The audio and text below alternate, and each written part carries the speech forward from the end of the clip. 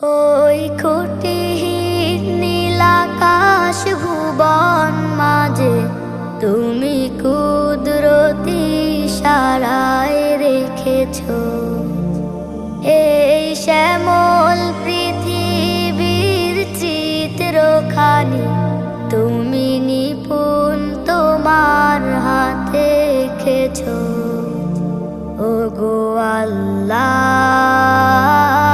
শুকর তোমার আমারে যে মুসলিম করেছ। ওগো আল্লাহ, শুকর তোমার আমারে যে মুসলিম করেছ। তুমি সাগরে